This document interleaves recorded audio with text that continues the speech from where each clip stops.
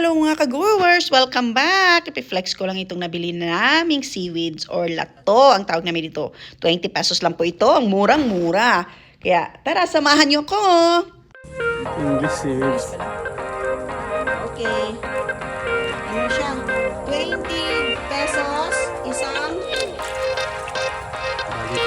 Isang tumpok. Murang-mura. 50 pesos po lahat.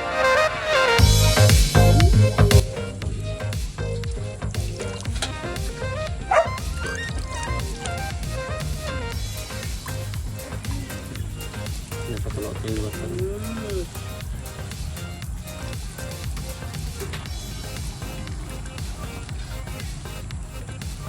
Kaya na, violet eh, ha?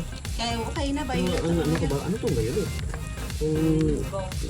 Tubig na sa dagat Abas to. sa dagat. O pag naasinan nila, naging turn, ano. Yan na.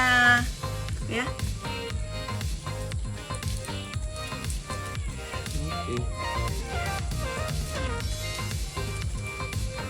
Lato. May isa itong klase pa, di ba? Yung Gusto. yung medyo break siya. Pero ito yung medyo, mas masarap yung isa ng, di ba? Oo eh. Oo. Sarap ito. Tapuan mo may Ilaw. tapuan mo na bago yung Ito. tapuan ko din. Bago yung mix.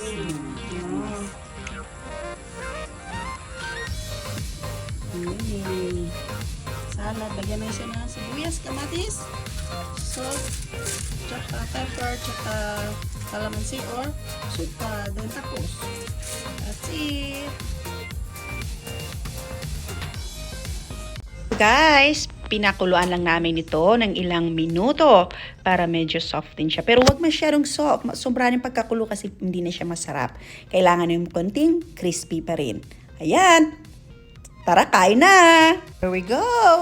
Ito na po yung kalabasan ng ating lato. Masarap siya. Try nyo guys. Thanks for watching!